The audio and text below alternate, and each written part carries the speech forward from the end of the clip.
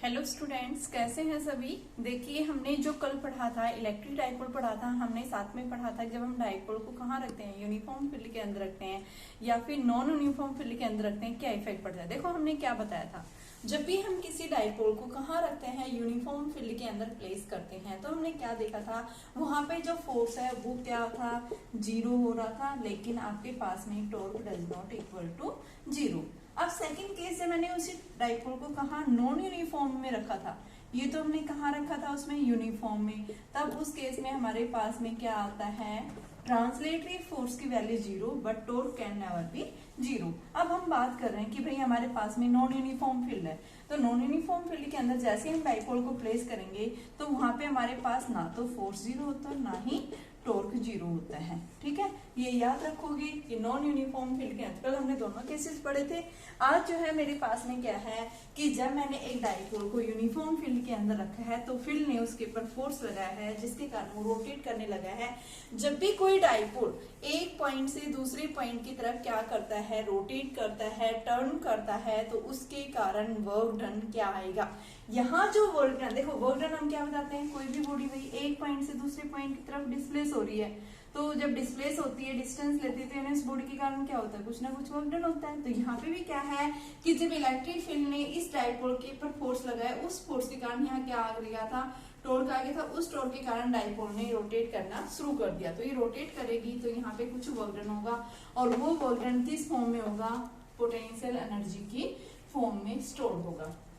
तो हमें क्या निकालना है, इसी पोटेंशियल एनर्जी की वैल्यू को डिटरमाइन करना है। तो मैंने क्या कंसीडर किया, एक यूनिफॉर्म फील्ड कंसीडर किया। ठीक है, इस यूनिफॉर्म फील्ड में मैंने एक डाइपोल प्लेस कर दिया, ये माइनस क्यू है जो ए पॉइंट पे रखा है, ये प्लस क्यू भी जो बी पॉइंट के ऊपर रख दिया। इन दोनों के बीच की डिस्टेंस क्या है, 2a। जहां डाइपोल ने इसके साथ में इलेक्ट्रिक फील्ड के साथ एंगल क्या बना रखा है, थीटा बना रखा है। ठीक है, जैसे ही डाइपोल रोटेट करता है यानी इलेक्ट्रिक फील्ड इसके ऊपर फोर्स डालेगा, इधर कल हमने पढ़ा था ये। ठीक है, उसके कारण क्या क्लॉकवाइज या फिर एंटी क्लॉकवाइज क्या कर सकता है, डाइपोल रोटेट कर सकता है। तो यहाँ पे डाइपोल के कारण क्या होगा, वर्क डन। तो मान लो ये जो है क्या कर गया, डाइपोल जो है, if dipole rotates through a small angle d theta, then work also will be small। ठीक है, then amount of work done will be, आप ये भी लिख सकते हैं कि then amount of work will be, amount of work will also be।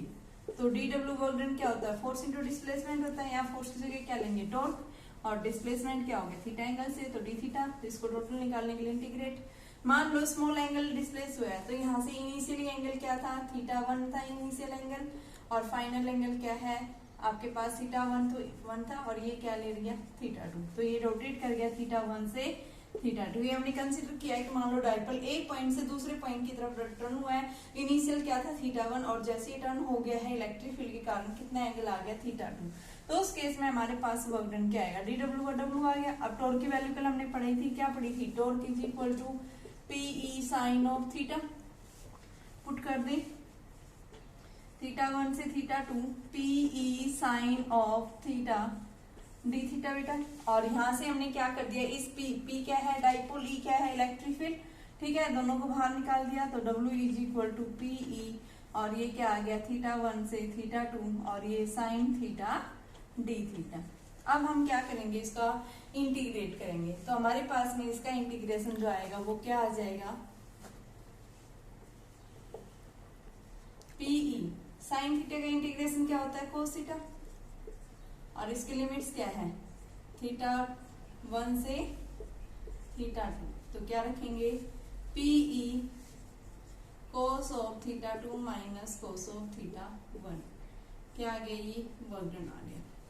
अब मैं यहाँ कंडीशंस केस अप्लाई करूंगी। देखो आपके पास सीधा सा है, जब भी कोई बॉडी एक पॉइंट से दूसरे पॉइंट की तरफ क्या कर जाती है, रोटेट कर जाती है। मान लो इनिशियल एंगल क्या था, यहाँ थीटा 1 था, बाद में कितना आया है, इसको मैंने थीटा इनिशियल लिख दिया, इसको मैंने थीटा 2 क्या लिख लिया, फाइनल। ठीक है।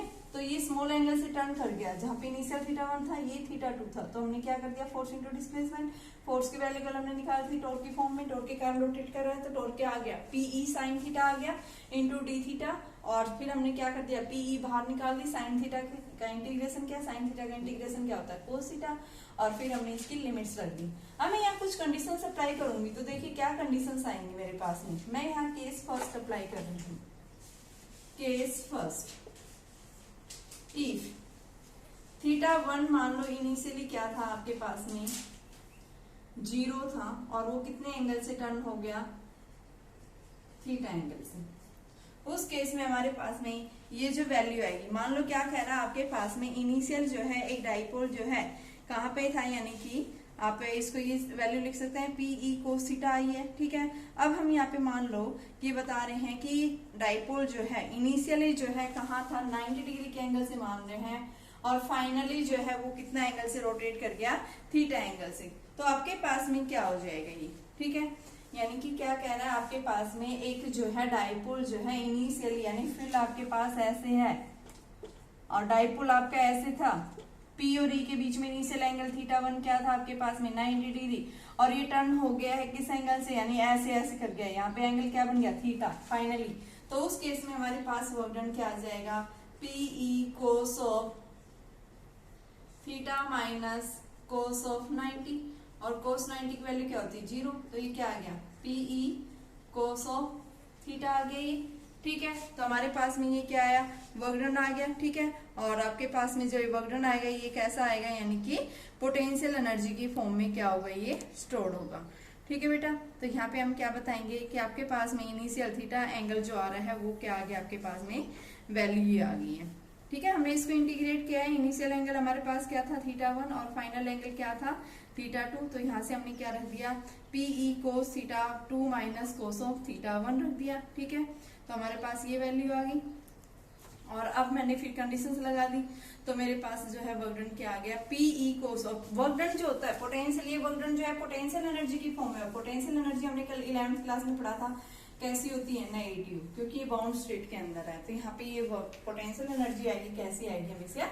नेगेटिव आएगी। तो आपके पास में क्या आ गई ये वर्क डन आ गया, जो क्या आया माइनस Pe cos ऑफ θ के इक्वल आ गया है, ठीक है। तो यहाँ पे हम बताएंगे this work done is stored, यानी कि this work will be stored in potential energy, potential energy की फॉर्म में क्या होगा ये वर्क डन स्टोर्ड होगा, ठीक है। अगर आपसे क्या कह दे कि अगर आपका ये डाइपोल इस Pe cos θ को हम क्या लिख सकते हैं, देखो हमारे पास में जो वर्क डन आया है ये किसके इक्वल आया है W is equal to minus Pe cos θ, और आपने पढ़ा है 11th क्लास में कि भाई जब दो फिजिकल क्वांटिटी का प्रोडक्ट और साथ में कोसाइन का एंगल आ रहा है तो उसको हम क्या लिख सकते हैं माइनस P डॉट E, तो ये क्या देगा आपको पोटेंशियल एनर्जी देगा, ठीक है। अब यहाँ पे बात आती है स्टेबल और अनस्टेबल कंडीशन की है, स्टेबल और अनस्टेबल इक्विलिब्रियम। तो इनिशियली अगर हम क्या कहें, अगर आपके पास में थीटा अगर क्या हो जाए 0 हो जाए यहाँ पे, तो उस केस में यहाँ पोटेंशियल एनर्जी क्या आएगी माइनस Pe cos ऑफ 0, तो P cos 0 की वैल्यू क्या होती है माइनस Pe, ठीक है। तो उस केस में यानी जब हमारे पास में थीटा क्या हुआ है 0 हो गया, आपके पास में पोटेंशियल एनर्जी जो है वो क्या है माइनस P ही, तो यानी यहाँ जो ये पोटेंशियल एनर्जी जो आई है ये कैसी है बेटा मिनिमम, थीटा 0 हो गया, यानी वापस जो है रिटर्न्स हो गया, थीटा 0 आ गया, तो इसका मतलब क्या है उसके पास पोटेंशियल एनर्जी माइनस Pe के इक्वल, और ये पोटेंशियल एनर्जी कैसी होगी मिनिमम होगी, ठीक है। सेकंड केस मैं बता रही हूँ, अगर डाइपोल रोटेट कर जाए कितने एंगल से, मान लो हमारे पास में ये 180 डिग्री के एंगल से रोटेट कर जाए, cos 90 होगा तो आपके पास में क्या हो जाएगा 0 हो जाएगा। पोटेंशियल एनर्जी जो है उस केस में हम क्या बताते हैं, जब आपके पास में पोटेंशियल एनर्जी जब क्या आ जाती है भाई 0 आ जाती है, तो उस केस में हम पोटेंशियल एनर्जी यानी कि आपके पास में क्या बता देंगे कि आपके पास में पोटेंशियल एनर्जी भी 0, तो यानी थीटा जब 90 तो वो आप सीधा रख देंगे। अब हमारे पास आती है कि इफ थीटा अगर 180 डिग्री है तो पोटेंशियल एनर्जी यहाँ कैसी आएगी मैक्सिमम, क्या आएगी minus Pe cos of 180, cos 180 की वैल्यू क्या होती है -1, तो माइनस Pe -1, तो ये P जो कैसी है, अनस्टेबल इक्विलिब्रियम, यानी मैक्सिमम पॉसिबल एनर्जी होगी, maximum potential energy, unstable equilibrium. और ये कैसा था, स्टेबल, मिनिमम जहां पोटेंशियल एनर्जी है, स्टेबल इक्विलिब्रियम, और जहां मैक्सिमम है। स्टेबल का मतलब यानी वापस जैसे आप फोर्स को रिमूव करते हैं वो बॉडी वापस अपनी उसी पोजीशन के ऊपर आ जाती है, तो यानी क्या है, वहां पे पोटेंशियल एनर्जी मिनिमम होगी। जैसे आप रबड़ को खींचते हैं तो भाई रबड़ को आप खींचेंगे तो क्या हो गया, उसकी पोटेंशियल एनर्जी, उसकी लेंथ बढ़ गई, लेंथ बढ़ेगी तो यानी क्या हो गया, वो कैसा है कि आपके पास में जो है एक्सटेंशन आ गया उसके अंदर। जैसे आपने फोर्स को रिमूव कर दिया वापस अपनी उसी शेप में आ गई, यानी क्या है, स्टेबल इक्विलिब्रियम। और अगर आपने उसको इस तरह से कर दिया कि उसकी इलास्टिसिटी खत्म हो गया, वो अपनी ओरिजिनल पोजीशन पे कभी नहीं आएगी, ठीक है। तो आप क्या बताएंगे, उसने एक जो है क्या कर ली, मैक्सिमम पोटेंशियल एनर्जी ले ली, और वो क्या हो गया आपके पास में, अनस्टेबल इक्विलिब्रियम हो गया, ठीक है। तो ये हमारे पास में था, पोटेंशियल एनर्जी के कारण जो है, यानी कि जब डायपोल रोटेट कर रहा है तो उसके कारण वर्क डन क्या होगा, और वो वर्क डन हमेशा पोटेंशियल एनर्जी की फॉर्म में स्टोर होती है। आपके पास अभी जो क्वेश्चन है उस क्वेश्चन के अंदर क्या पूछा है कि magnitude of electric field intensity बताइए डायपोल के कारण, जहां डायपोल मोमेंट दिया हुआ है 2 × 10⁻⁸। आपके पास डिस्टेंस जो है वो दे रखी है कितनी, एट ए पॉइंट डिस्टेंस ये दे रखी है 1 metre from the centre of the dipole, ठीक है। एंगल कितना बना रहा है डायपोल के साथ में, यहाँ पे 60 डिग्री का एंगल बनाया है इस एक्सिस के, डायपोल ने एक्सिस के साथ, डायपोल एक्सिस के साथ में एक एंगल बनाया है, ठीक है। जैसे हमने पीछे पढ़ा था, ये आपका डायपोल था और डायपोल के साथ में आपके पास कोई भी पॉइंट था, उस पॉइंट में यानी इस लाइन में क्या बनाया था, डायपोल के साथ एंगल 60 डिग्री बनाया था ये। तो यहाँ ये दे रखा है डायपोल की वैल्यू, ये माइनस क्यू था, ये प्लस क्यू था, ठीक है। आपके पास दे रखी है कि जो ये पॉइंट है 1 metre from the centre of dipole, dipole के सेंटर से ये जो डिस्टेंस है ये आपके पास में दे रखी है, कितनी है, ये 1 मीटर की दूरी के ऊपर आपको क्या निकालना है, यहाँ पे डायपोल निकालना है। तो इसके लिए हम कैसे निकालेंगे, तो देखिए इसके लिए हमने फॉर्मूला पढ़ा था, electric field at any point के ऊपर P/4πε0r³ √3 cos स्क्वायर थीटा +1 बढ़ा था ना ये हमने। देखिए जब आपके पास डायपोल कैसा है, शॉर्ट डायपोल है, ठीक है, उस केस में हम एट एनी पॉइंट के ऊपर हमने पी को रिजोल्व करके यहाँ से निकाला था इसकी वैल्यू, ठीक है।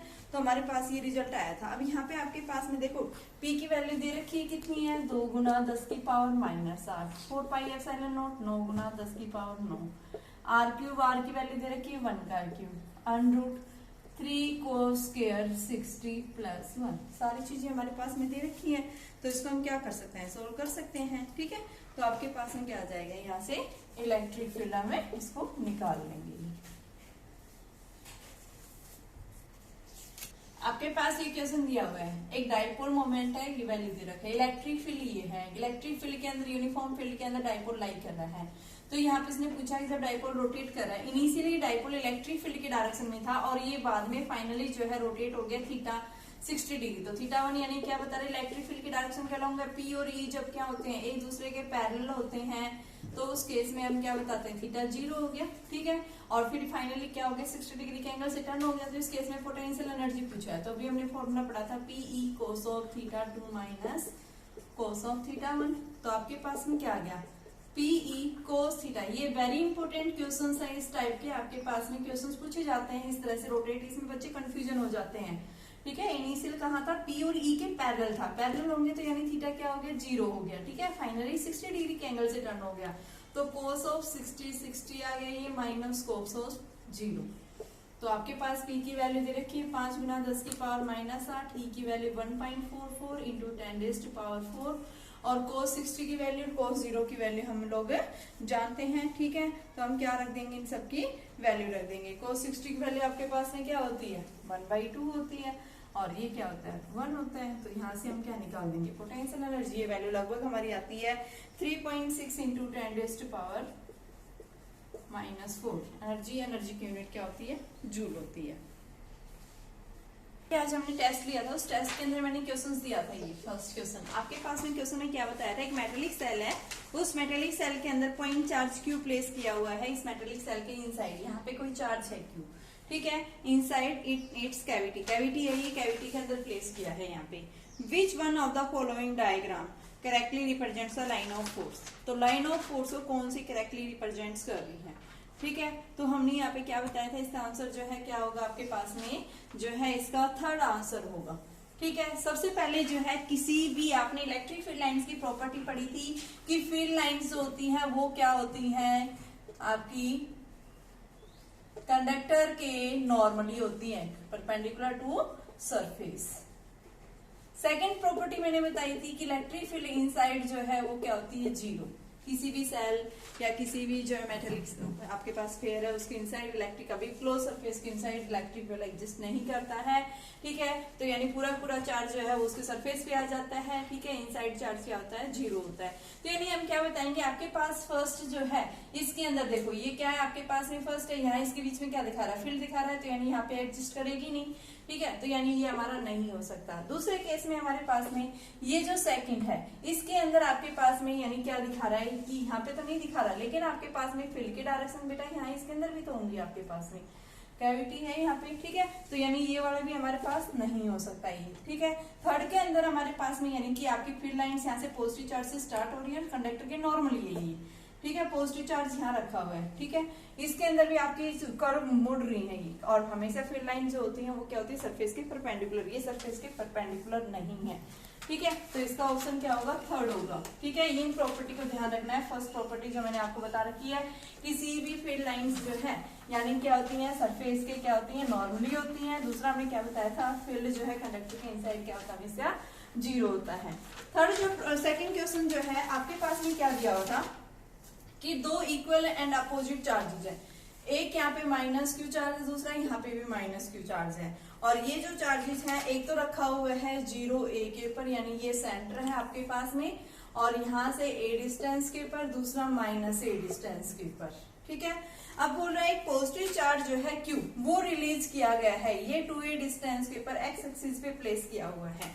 ठीक है, from breast is release from breast at point 2a on the x axis. तो इसके ऊपर जो है चार्ज जो Q आएगा ये जब क्या करेगा, एग्जीक्यूट करेगा।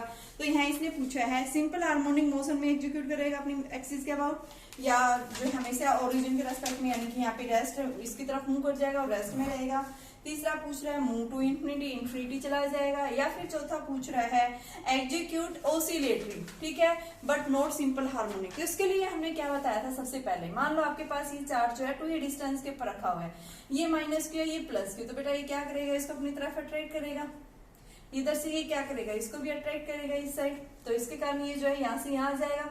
मान लो हम क्या लेते हैं, थोड़ा सा आगे इसको डिस्प्लेस कर देते हैं, ये यहाँ था आपके पास और ये यहाँ से यहाँ आ गया है, जिसकी डिस्टेंस क्या है, x है, और ये पहले डिस्टेंस क्या थी, 2a दी हुई थी। ठीक है, तो इस फोर्स, अट्रैक्टिव फोर्स के कारण ये यहाँ से यहाँ क्या कर गया, डिस्प्लेस कर गया सेंटर की तरफ।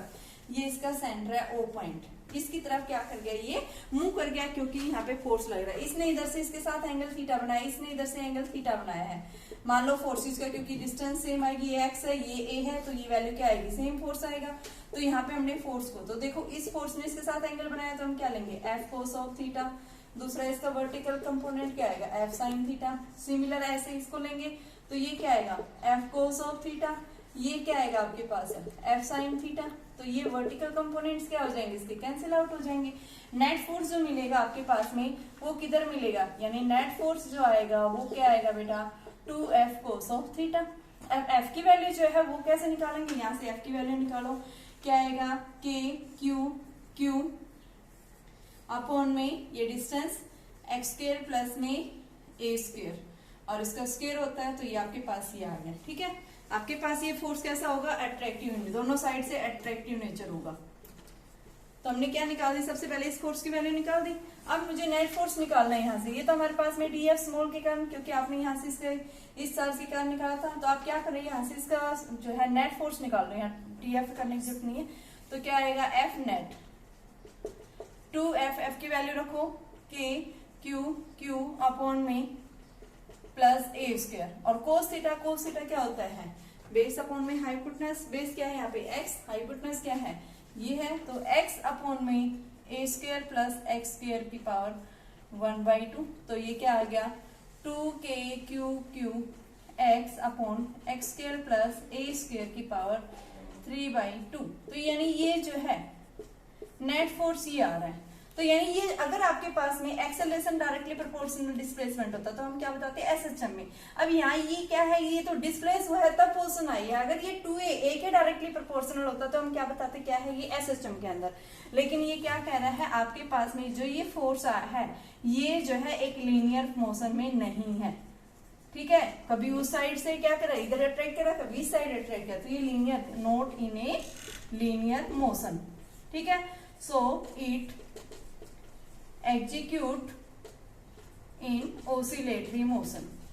ऑसिलेटरी का मोशन का मतलब क्या है कि अपनी मेन पोजीशन के अबाउट वो क्या कर रहा है कि आपके पास नहीं, कभी जो है वो इस फोर्स के कारण, कभी इस फोर्स के कारण क्या कर रहा है, वो मूव कर रहा है, यानी सिंपल हार्मोनिक मोशन में नहीं है। ठीक है, तो इसलिए हम इसको क्या बताएंगे, एग्जीक्यूट किसमें करेगा, ऑसिलेटरी मोशन में, नॉट इन एसएचएम के अंदर। थर्ड क्वेश्चन देखिए हमारे पास में एक सीधा सा क्वेश्चन था। थर्ड क्वेश्चन, इसका जो ऑप्शन था ये डी ऑप्शन था सेकंड वाले का। अब नेक्स्ट आ जाओ हमारे पास में थर्ड क्वेश्चन। थर्ड क्वेश्चन क्या था, आपके पास में एक चार्ज ऑयल ड्रॉप है। ठीक है, चार्ज क्यू है इसका, suspended in a uniform field. Uniform field है यहाँ पे, इस यूनिफॉर्म फील्ड के अंदर मान लो ये प्लेस किया हुआ है। यूनिफॉर्म फील्ड की डायरेक्शन हम ऊपर की तरफ लेंगे, क्योंकि इसने पॉजिटिव नेगेटिव कुछ नहीं बताया। ये आपके पास में यूनिफॉर्म फील्ड है, इस यूनिफॉर्म फील्ड के अंदर एक जो है ऑयल ड्रॉप है वो सस्पेंड की हुई है, नाइदर फॉल्स नॉर राइज, ना तो वो फॉल कर रही है ना राइज कर रही है। और चार्ज पूछा है इसके ऊपर, जहां पे फील्ड की वैल्यू जो है वो कितनी दे रखी है, 3 × 10⁴ वोल्ट पर मीटर। तो फील्ड के अंदर रखी है, तो इसका मास क्या होगा, mg डाउनवर्ड होगा। अब ये क्या कर रहा है, जितना इस बॉल का फोर्स लग रहा है, इस जो है चार्ज बोर्ड का तो डाउनवर्ड लग रहा है, उतना ही क्या लग रहा है, इलेक्ट्रिक फील्ड इसके ऊपर की तरफ फोर्स डाल रहा है। F क्या आ जाएगा, यानी इलेक्ट्रिक फील्ड डाल रहा है जो क्या आएगा, QE। तो ये QE किससे बैलेंस हो रहा है, mg से, तो QE = mg। तो आपके पास में QE = mg/e, ये वैल्यू रख देंगे तो 3.3 × 10⁻⁻8 कूलम आ जाएगा। मास जी सारी दे रखी है आपके पास में। ठीक है, मास दे रखा है 9.9 × 10⁻⁻15, जी 10 दे रखा है, और आपके पास में इलेक्ट्रिक फील्ड है ही, तो सारी वैल्यू रखेंगे तो इसका भी सी ऑप्शन आएगा आपके पास में। नेक्स्ट क्वेश्चन है कि आपके पास में एट ए थिंग, ये देखो ये क्वेश्चन मैंने 2 बार करवाया था आपको। आपके पास में एक चार्ज सेमी सर्कुलर रिंग रखी हुई है ये। ठीक है बेटा, इसका सेंटर है O, ये इसका सेंटर है O, इसके ऊपर चार्ज है पॉजिटिवली चार्ज यूनिफॉर्मली रिंग। ठीक है, क्यू चार्ज इस पे यूनिफॉर्मली डिस्ट्रीब्यूट हो रहा है। इस पे नेट जो है आपको इलेक्ट्रिक फील्ड निकालना है इस O पॉइंट के ऊपर, जब इसकी रेडियस जो है आपको क्या दे रखी है, R दे रखी है। तो ये जो हमने इसकी एक्सिस ले ली है, परपेंडिकुलर एक्सिस पे है ये पॉइंट। ठीक है, तो इसको हम कैसे निकालेंगे, तो मैंने क्या बताया, इस तरह के क्वेश्चंस बेटा हम एक साथ नहीं निकाल सकते। इसको निकालने के लिए हम क्या लेते हैं, एक स्मॉल सेगमेंट लेंगे, क्योंकि हमारी जो रिंग है ये किससे मिलके बनी है, छोटे छोटे एलिमेंट से मिलके बनी है। तो इसमें से अगर हम एक स्मॉल एलिमेंट ले लें, तो मैंने मान लिया एक स्मॉल एलिमेंट इसका कंसिडर कर लिया, जिसके ऊपर चार्ज जो है क्या है, DQ, और इसकी जो लेंथ है वो क्या है, DL। ठीक है, इसकी ऊपर लीनियर चार्ज डेंसिटी क्या है, लैम्डा है। इसके ऊपर जो है एंगल, यहाँ इसने स्मॉल सेगमेंट एंगल थीटा बनाया। ठीक है, आपके पास ये स्मॉल सेगमेंट है, तो यहाँ स्मॉल सेगमेंट के साथ एंगल क्या बनाया, थीटा बनाया है। तो ये स्मॉल सेगमेंट के कारण इलेक्ट्रिक फील्ड की डायरेक्शन जो आएगी वो इस साइड आएगी। ठीक है, DE आ गई। इसी तरह से हमारे पास में ये रिंग जो है किसी में छोटे छोटे एलिमेंट से, इसी तरह से आप क्या लेंगे, आपके पास देखो ये वाला जो पोर्शन होगा इधर से भी इतना आएगा, ऐसे इधर से आ रहा है, वर्टिकली तो नहीं आएगा, लेकिन यहाँ से लेंगे तो यहाँ से आपके पास में क्या आ जाएगा, इस तरह से आप यहाँ से भी कंसीडर कर लेंगे स्मॉल सेगमेंट। इसके ऊपर भी चार्ज DQ, लेंथ क्या है इसकी, यहाँ से यहाँ तक DL, एंगल क्या बनाया है, D थीटा, ये एंगल कितना है, थीटा। तो इसके कारण इलेक्ट्रिक फील्ड DE'। ठीक है, यहाँ एंगल इसने थीटा बना रखा है, तो ये एंगल भी क्या बनेगा, थीटा बनेगा। ठीक है, ऐसे यहाँ एंगल थीटा बनाया तो ये क्या बनाएगा, थीटा बनाएगा। इस DE को रिजोल्व कर दो, क्या आएगा आपके पास में, DE cos of theta, vertical component इधर आएगा, DE sin of theta. Similar आप इसका लेंगे तो आपके पास में क्या आएगा, DE' cos of theta, DE' sin of theta. Vertical components क्या हो जाएंगी, कैंसिल हो जाएंगी। नेट फील्ड जो मिलेगा वो किधर मिलेगा, नीचे की तरफ जेड वाई एक्सिस में मिलेगा, ठीक है। तो यहाँ नेट फील्ड जो मिलेगा डीई वो किसके इक्वल आएगा, डीई है ये, डबल डैश ले लो क्योंकि मैंने ले रखा है, या डीईओ ले लो, तो ये DE cos of theta plus में DE dash cos of theta. अब बेटा डीई और डीई डैश की वैल्यू क्या है, सेम है, मैग्नीट्यूड सेम आ रहा है इनका। कैसे देखो, के इंटू में d q upon r square, magnitude दोनों का सेम है क्योंकि चार्ज सेम है भाई, स्मॉल एलिमेंट हमने सेम ले रखा है, सेम लेंथ ले रखी है उनकी, एंगल भी बीच से सेम बनाया हुआ है, ठीक है। तो यहाँ से हम डीईओ पॉइंट के ऊपर इलेक्ट्रिक फील्ड जो आएगा वो क्या लिख सकते हैं, 2 DE कोस ऑफ थीटा। इसको निकालने के लिए इंटीग्रेट कर दी ओ पॉइंट के ऊपर, तो ये 2 बाहर ले लो, डीई कोस ऑफ थीटा और 0 से पाई बाई 2 रख दो यहाँ से, ठीक है। तो आपके पास में क्या आ जाएगा, ये EO is equal to 2 d की वैल्यू रखो, k d q upon r square cos theta 0 से पाई बाई 2।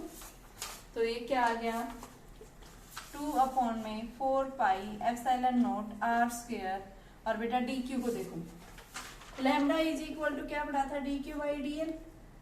तो आपके पास डी क्यू क्या आ गया, लैम्डा डी एल, ठीक है। और डीएल इसकी डेफिनेशन, एंगल की डेफिनेशन से डी थीटा क्या होता है, डीएल बाई आर, तो डीएल क्या आ गया, आर डी थीटा, तो ये क्या आ गया, lambda into R D theta.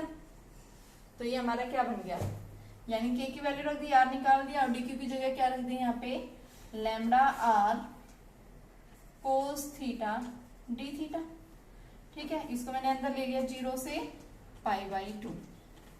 तो आपके पास में ये क्या बन गया, आर से आर कैंसिल हो गया, ठीक है। और आपके पास में क्या आ जाएगा, ये 1/2 से ये कैंसिल हो गया, 1/2 pi epsilon naught r, lambda भी बाहर, अंदर क्या बच गया, cos of theta d theta, और ये 0 से पाई बाई 2, ठीक है। तो आपके पास में वैल्यू क्या आ जाएगी इसकी,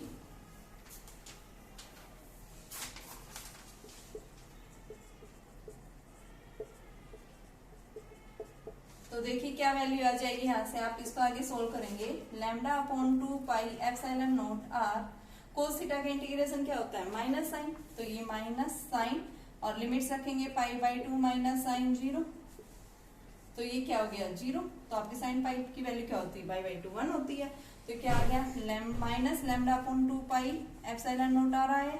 ये तो इलेक्ट्रिक फील्ड आया, किस फॉर्म में, लीनियर चार्ज डेंसिटी में। क्वेश्चन क्या किस में दे रखा है आपके पास, क्यू के फॉर्म में दे रखा है, तो वही वैल्यू रख दो आपके पास में। लैम्डा जो है वो आपके पास में, देखो ये हमारे पास में लैम्डा की डेफिनेशन जो है वो क्या होती है, charge D Q by D L.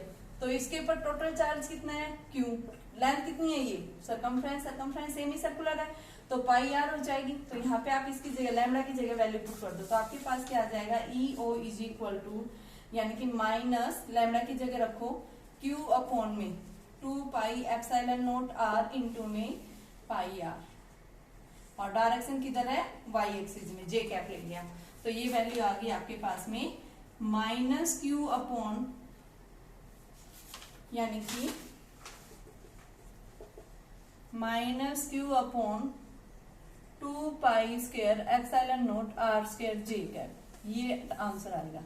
यानी कौन सा ऑप्शन है इसके अंदर, सी ऑप्शन, तो सी थर्ड ऑप्शन आएगा आपके पास में इसका आंसर, ठीक है। अब देखिए, अगर आपसे एक्स एक्सिस में पूछता है, वाई एक्सिस में तो आप फिर अलग लिखिए, इसको फिर अलग एक का निकालेंगे। अगर पूछता है कि भाई हॉरिजॉन्टल डायरेक्शन में कितना आएगा, वर्टिकल, तो आपको फिर एक तरफ से लेकर के इसको, इसका ये हॉरिजॉन्टल कंपोनेंट, ये इसका वर्टिकल कंपोनेंट, तब लेके करना है। ई एक्स और ई वाई निकालेंगे स्मॉल एलिमेंट के कारण। यहाँ पे तो नेट पूछा है इसने सेंटर के ऊपर, तो इस वजह से हमने दोनों साइड से इसके स्मॉल सेगमेंट्स लिए हैं।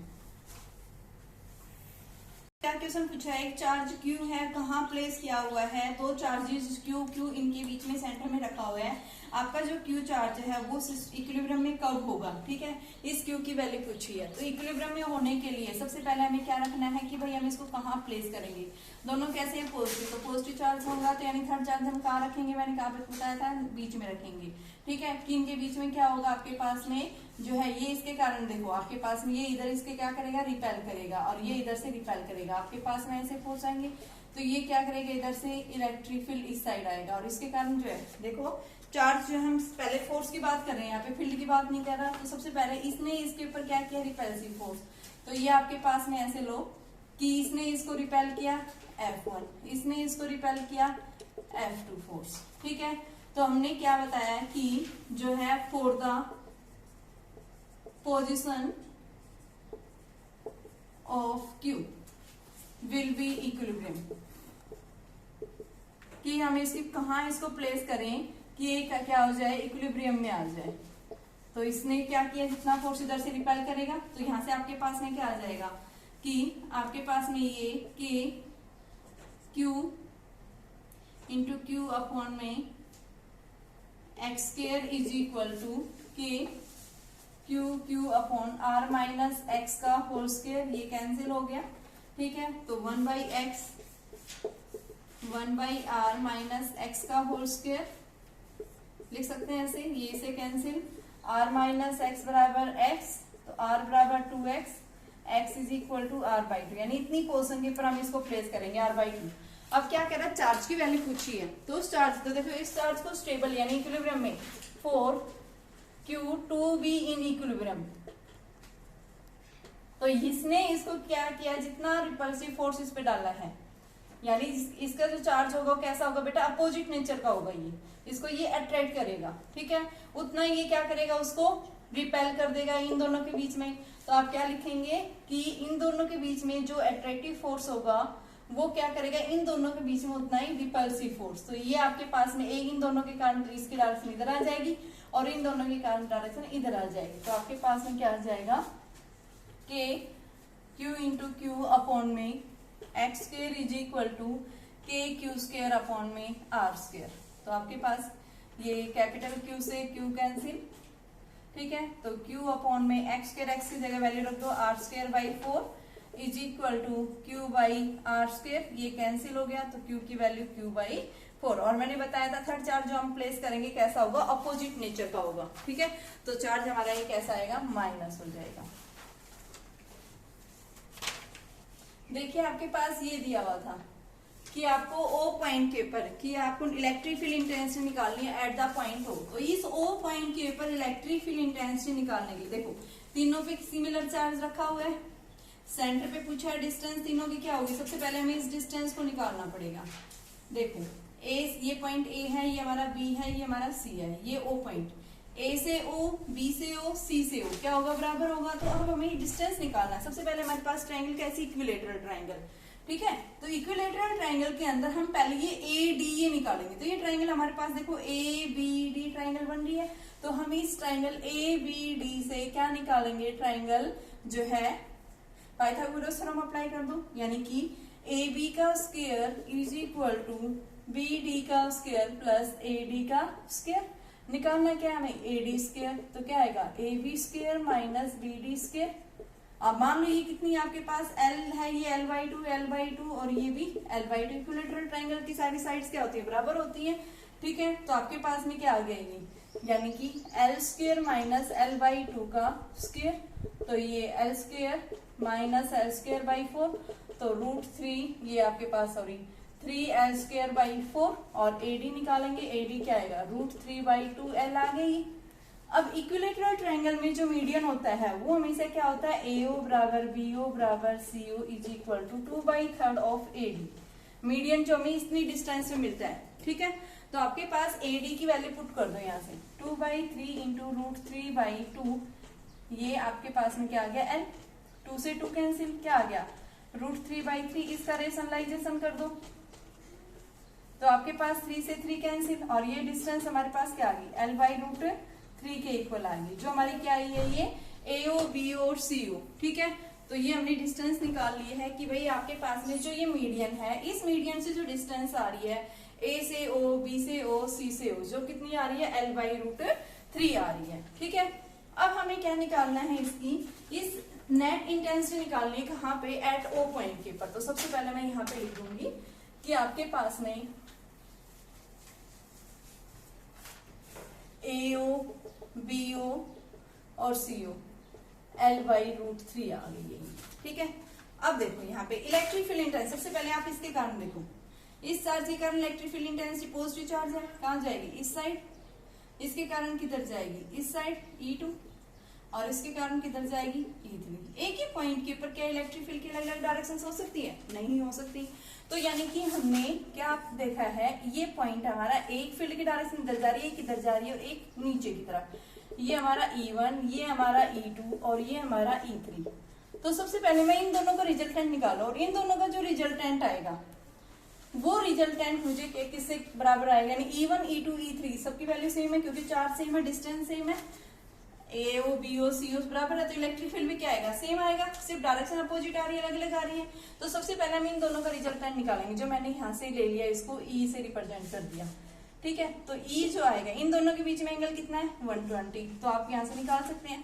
E जो आएगा वो क्या आएगा, E1 का स्क्वायर प्लस में E2 का स्क्वायर प्लस में 2E1 E2 cos of 120, cos 120 क्या होता है, -1/2, 2 से 2 कैंसिल, और मैग्नीट्यूड सेम है, तो ये क्या आ गया, 2E1 square minus E1 square, क्या आ गया, ये E1 आ गया आपके पास में, ठीक है। जो ऊपर की तरफ आया है इसका मैग्नीट्यूड क्या आ गया, E1। अब भाई E3 भी आपका इतना ही है और E1 भी इतना ही है, तो इनका नेट फील्ड O पॉइंट के ऊपर क्या हो जाएगा कि E1 माइनस E3, बट जो है आपके पास E1 जो है वो किसके इक्वल है, E3 के इक्वल, तो नेट फील्ड क्या हो गया, 0 हो जाएगा यहाँ, ठीक है। सारे तीनों फोर्सेस बराबर आएंगे बेटा, E1, E2, E3, E1 बराबर E2 बराबर E3, इनकी वैल्यू निकालेंगे तो आपके पास में क्या आएगा, K³ अपॉन में L स्क्वायर √3 था, तो इसका 3 हो जाता है, ये वैल्यू आती है, तो वैल्यू सेम आती है, तो इस वजह से नेट फील्ड क्या हो गया, यहाँ पे 0 हो गया। आपके पास में दो स्फीयर्स हैं A और B, इनकी रेडियाई क्या है, अलग अलग है, R1 और R2, ठीक है। तो यहाँ पे पूछा है कि जब इनकी रेडियाई अलग अलग है, and no charge will flow if they have same charge from each, the same potential, same energy या same field on their surface। तो देखो बेटा इस तरह के क्वेश्चन, जो इनकी रेडियाई अलग अलग है आपके पास, मैंने शुरू में भी क्वेश्चंस करवाए थे यहाँ से, कि जब भी हम किसी मेटल वायर से कनेक्ट कर देते हैं, ठीक है, तो वहाँ पे क्या हो जाता है, ये अपने चार्जेस को ट्रांसफर करेंगे, और जब तक ट्रांसफर करेंगे जब तक इनका चार्ज क्या ना हो जाए, सेम ना हो जाए, ठीक है। तो यहाँ पे जिसको हम कॉमन पोटेंशियल आगे पढ़ेंगे, तो यहाँ पे क्या बताओगे कि both wires will acquire same charge, ठीक है। तो यहाँ फर्स्ट ऑप्शन आएगा कि दोनों पे चार्ज जो रहेगा वो क्या हो जाएगा, सेम हो जाएगा। नेक्स्ट है आपके पास प्रोटॉन और इलेक्ट्रॉन्स प्लेस किया है यूनिफॉर्म फील्ड के अंदर, एक यूनिफॉर्म फील्ड है, इसके अंदर आपके पास एक पॉजिटिवली चार्ज पार्टिकल, ये प्रोटॉन है, एक नेगेटिवली चार्ज पार्टिकल इलेक्ट्रॉन। तो पॉजिटिव चार्ज पार्टिकल यानी पॉजिटिव चार्ज होता है इस पे, तो इलेक्ट्रिक फील्ड इसको अपनी डायरेक्शन में एक्सेलरेट करेगा, ये काम करेगा इस साइड करेगा, तो यहाँ पे फोर्स दोनों पे क्या आएगा, सेम आएगा, लेकिन डायरेक्शन अपोजिट आएगी। तो यहाँ पे हम क्या बताएंगे, magnitude of force will be equal, दोनों पे सेम रहेगा, चाहे इलेक्ट्रॉन हो चाहे प्रोटॉन, यानी नेगेटिव पॉजिटिव इनके ऊपर फोर्स के कोई इफेक्ट नहीं पड़ता, ठीक है। यहाँ पे एक्सेलरेशन मतलब डायरेक्शन अलग हो जाती है उनकी। नेक्स्ट आता है 9th क्वेश्चन, कि एक पार्टिकल है जिसका मास क्या है भाई, m मास है, ठीक है, और उस मास को आपने कहाँ रखा है, यूनिफॉर्म फील्ड के अंदर, पहले रेस्ट में था, ठीक है। अब वो पार्टिकल क्या करने लगे, यूनिफॉर्म फील्ड है ये पार्टिकल इस तरह से एक्सेलरेट करने लग गया, तो इसने y डिस्प्लेसमेंट कवर किया है। इनिशियली ये क्या था, रेस्ट में था, u0 है, ठीक है। यहाँ तक जाते जाते ये vy इसने वेलोसिटी ले ली है। तो यहाँ इसने पूछा बताइए काइनेटिक एनर्जी क्या होगी अगर उसने y डिस्टेंस यानी कि वर्टिकली y डिस्टेंस कवर की है। तो सबसे पहले हमने क्या बताया, जब इसका मास m है, ठीक है, तो आप क्या बताएंगे, इलेक्ट्रिक फील्ड इसके ऊपर क्या डालेगा, फोर्स डालेगा इस चार्ज पार्टिकल पे, तो QE बराबर में ma, F बराबर में क्या होता है QE, F की जगह ma, तो एक्सेलरेशन निकाल दिया भाई, एक्सेलरेट करेगा तभी तो मूव कर रहा है, तो ये एक्सेलरेशन आ गया। अब यहाँ से हम उसकी velocity vy square minus uy square is equal to 2as ले लेते हैं, s की जगह यहाँ y है, ठीक है। तो यहाँ से uy 0 है, vy स्क्वायर निकालो यहाँ से, तो क्या आ गया 2 इंटू में ये QE by m into y, तो vy स्क्वायर आ गया, ये वेलोसिटी आ गई यानी कि फाइनल, ठीक है। अब काइनेटिक एनर्जी क्या होती है, half mv square, v square आपने निकाल रखा है, 2QE by m into y, m से m कैंसिल, 2 से 2 कैंसिल, क्या आ गया QEy, ये हमारे पास में क्या आ गई काइनेटिक एनर्जी। ये 9th क्वेश्चन था, ठीक है। अभी 10th क्वेश्चन क्या कह रहा है कि जब अगर हम क्या कर दें, एयर को रिप्लेस कर दिया जाए एक डाइलेक्ट्रिक मीडियम से, और उस डाइलेक्ट्रिक मीडियम का डाइलेक्ट्रिक कांस्टेंट क्या है, K है, तो मैक्सिमम फोर्स देखो, जब हम किसी भी चार्ज पार्टिकल को जब एयर के अंदर प्लेस करते हैं क्या होता है, 1/4πε0 Q1 Q2 upon r square. लेकिन जैसे हम मीडियम के अंदर प्लेस कर देते हैं तो वहां पे फोर्स चेंज हो जाता है, क्या आ जाता है 1/4πε0 k आ जाएगा। ये डाइलेक्ट्रिक कांस्टेंट क्या है उस मीडियम का, k, Q1 Q2 upon r square. और बेटा ये आपको इसको छोड़ के ये सारी वैल्यू क्या आपके पास f, तो क्या आएगा f dash is equal to f/k। तो यहाँ से आप क्या देख रहे हैं, डाइलेक्ट्रिक कांस्टेंट यानी क्या रिप्लेस कर दिया, तो फोर्स की वैल्यू क्या हो जाएगी, रिड्यूस हो जाएगी। तो क्या बता दोगे, डिक्रीज हो जाएगी। ठीक है ना, तो आपके पास में यानी कि f जो है, f पूछा है, f के ऊपर क्या इफेक्ट पड़ेगा, तो k f डैश, तो f की वैल्यू क्या हो जाती है, k टाइम्स जो है रिड्यूस हो जाती है। तो हमारे पास ये क्वेश्चन से कल हम एक वेरी इंपॉर्टेंट टॉपिक पढ़ेंगे, इलेक्ट्रिक फ्लक्स। तो इसका जो है लेक्चर बेटा आपको अच्छे से समझना है, अच्छे से सुनना है, क्योंकि उसके ऊपर क्वेश्चंस बहुत ही ज्यादा इंपॉर्टेंट है। वहां से एग्जाम में आपका 5 नंबर का क्वेश्चन, 3 मार्क्स का क्वेश्चन एंड 2 मार्क्स, और साथ में ऑब्जेक्टिव का भी। यहाँ से लगभग आपका कॉम्पिटिशन का में हो या किसी भी तरह से आपके पास यहाँ से एक क्वेश्चन जरूर मिलता है। तो इस क्वेश्चन को आपने बेटा इस टॉपिक को अच्छे से समझना है। जितना अच्छे से समझोगे आपके कॉन्सेप्ट उतने ही अच्छे से क्लियर होंगे, समझ में आएंगे। ठीक है, तो आप जो है इस कॉन्सेप्ट को आज जो है अभी अगला टॉपिक जो मैं कल शुरू करूंगी, इलेक्ट्रिक फ्लक्स, गॉस थ्योरम के एप्लीकेशंस, जिससे हम क्या निकालते हैं, इलेक्ट्रिक फील्ड इंटेंसिटी निकालते हैं। ठीक है, तो बेटा आप लोग जो है मेरे साथ बने रहिए। आप जो है अपने आगे जो भी आप आएंगी वीडियो जो है उनको आप जो है केयरफुली उनको लिसन कीजिए। ठीक है बेटा, 2 बार जो है एक वीडियो 2 बार जरूर सुनिए, 2 टाइम्स। ठीक है, तभी आपको समझ में आएगा।